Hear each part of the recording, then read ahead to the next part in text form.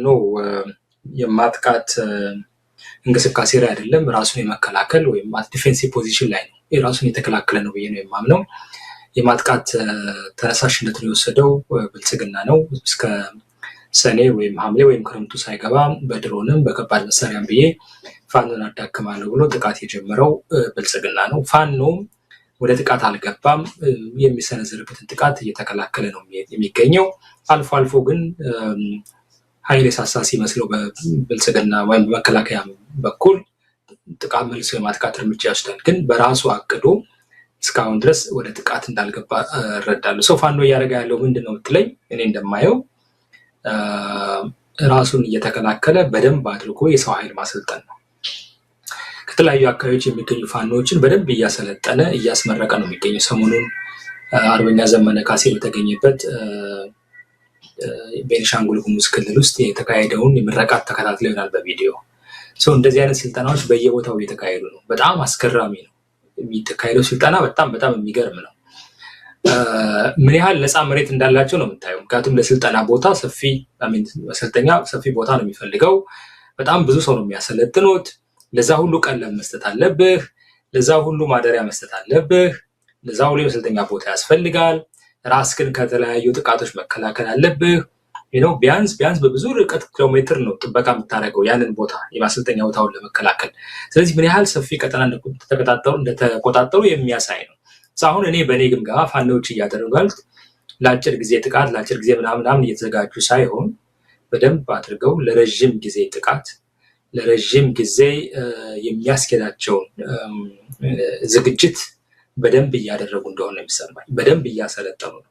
ፋኖ ደግሞ የሚሰለጥነው በወታደራዊ ስልጠና ብቻ አይደለም፣ የፊዚካሊ ምናምን ብቻ አይደለም፣ የተኩስ ልምድ ወይም የውጊያ ስትራቴጂ ምናምን ብቻ ሳይሆን በአእምሮ በዝግጁነት በኩል በደንብ እየሰለጠነ እንደሆነ ይሰማኛል። እንደምታውቀው የፋኖ አመሰራረቱ እንደማገኝ ድንገቴ ነው። በየአካባቢው ባሉ አብሪ ወጣቶች የተመሰረተ ነው።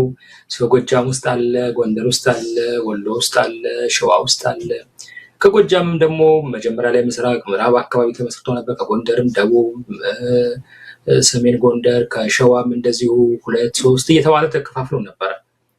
አሁን እያደረጉ ያሉት ሁሉንም በአንድ በአማራዊና በኢትዮጵያዊ መንፈስ አንድ አድርጎ መቅረጽ ነው። ታማኝነታቸው ለአማራ ሕዝብና ለኢትዮጵያ ሕዝብ ነው በዚህ ሰዓት የሚሆነው ማለት ነው። ይህን የመቅረጽ ስራ በጣም አድካሚ ነው። ምክንያቱም እነዚህ ሰዎች ገና ሲጀምሩ ኦሪየንቴሽን ናቸው። የሚያውቁትም የአካባቢያቸው መሪ ነው። ታማኝነታቸውም ለዛ መሪ ነው በአብዛኛው። አሁን እንደ አዲስ እንደ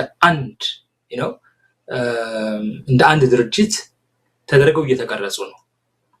ስለዚህ መተማመኑ፣ መከባበሩ፣ ጓዳዊ መንፈሱ፣ አንዱ ሌላው የመሞት አንዱ ሌላው መስዋዕትነት የመክፈሉ ነገር በከፍተኛ ደረጃ ስለሚጨምር ይሄ ስልጠና ያንን ለመጨመር ስለሆነ አይ ቲንክ በእኔ ግምገማ ከወታደራዊና ከፊዚካል ከአካላዊ ጥንካሬያቸው በላይ ሜንታሊ በአእምሮ ጠንካሮች ነው እንዲወጡ ስለሚያደርጋቸው የሚቀጥለው ፍልሚያ በጣም ከባድ ይሆናል ብዬ አምናለሁ። በብልጽግና በኩል በተቃራኒው ስታየው ከፍተኛ የሆነ የመሰላቸት፣ የአእምሮ መዳከም፣ የአካል መዳከም ታያለ በመከላከያ ውስጥ በከፍተኛ ደረጃ። በፋኖች በተቃራኒው ግን የመንፈስ ጥንካሬ፣ የአካል ጥንካሬ በደንብ እየያዙ ነው ሲመረቁ እንደምታያቸው። ስለዚህ አሁን ፋኖ እያደረገ ያለው ራሱን የተከላከለ ራሱን ማዘጋጀት ነው። የሚመጣበትን ጥቃት እየተመከተ ነገር ግን ስልጠናውን ዝግጁነቱን በሁሉም መልኩ ድርጅቱን በማነጽ በኩል ስራዎችን እየሰራ እንደሆነ ይሰማኛል። ዘመንም ሰሞኑን ያደረገው ንግግር በጣም ጠቃሚ ነው።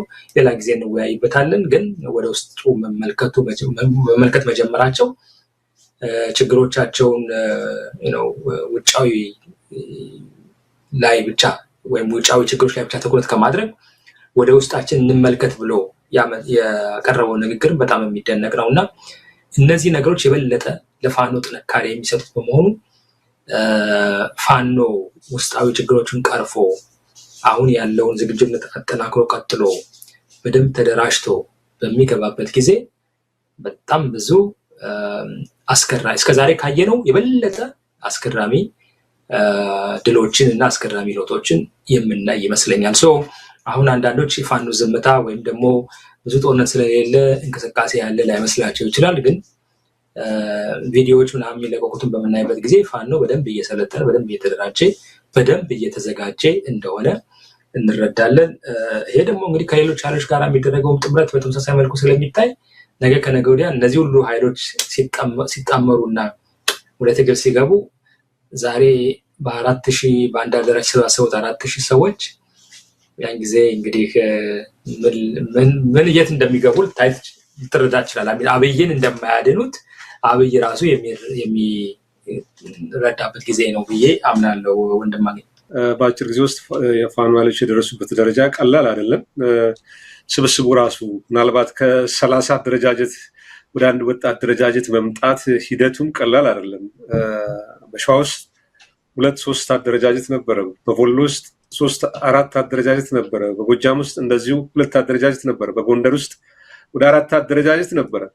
ይሄ ሁሉ ተሰባስበው እንግዲህ ከ3 ወር በፊት የአማራ ፋኖ ብሔራዊ ንቅናቄ በሚል አንድ ፖለቲካዊና ወታደራዊ አመራር ተፈጥሮ ሂደቱ በጥሩ ሁኔታ ላይ እንዳለ ሰምተናል። መሪ አለው፣ ስራ አስፈጻሚ አለው። የጎንደሩም እንግዲህ ከትላንት በስቲያ ኮርኔልም ለኤምኤስ እንደገለጹት አንድ የጎንደር የነበረው 2 አደረጃጀት ወደ አንድ መጥቷል። በቅርቡ አመራር ሰይመው በአፋብን ስር መግለጫ እንደሚሰጡ ገልጸዋል። እንግዲህ ይሄ መሬት ላይ ከሚደረገው ሰዎችን መልምሎ አስተምሮ አስልጥኖ ለውጊያ ከማሰማራት ባሻገር ፖለቲካዊ ስራም ጎን ለጎን መሰራቱን የሚያሳይ ነው። 3 ዓመት ቀላል አይደለም። እነዚህ ኃይሎች እንግዲህ በጎሪላ በሽምቅ ተዋጊነት በደፈጣም ሁኔታዎችን ደግሞ አጥንተው በተጠና ኦፕሬሽን በመደበኛ ውጊያም ዘመቻ አባናደው በወሎ ላይ የምናስታውሰው ነው። ከባድ ውጊያ አድርገው በመደበኛም የተጨመረበት መከላከያው ለ3 ዓመት የተቀመጠበትን ምሽግ ደርምሰው ብዙ ገድል እንደሰሩ ቪዲዮዎች አስረጅ ናቸው። የፋኖ አመራሮችም ሲገልጹ ቆይተዋል። እንግዲህ አሁን ፍልሚያው በምን ይቋጫል የሚለው ግልጽ ነው። ነገር ግን አብይ አጀንዳዎቹን ለማስፈጸም ይህን ምክክር ኮሚሽን የተጠቀመ ነው። ጠቅላይ ሚኒስትሩ በብዙዎች እምነት ብልጽግና የሚፈልገው አጀንዳ አለ። ያንን አጀንዳ ለማስፈጸም እነ ፕሮፌሰር መስፍንን እንደ ምርኩዝ የተጠቀመ ነው። ነገር ግን ምናልባት እንደተለመደው ሊያደርገው ይችላል።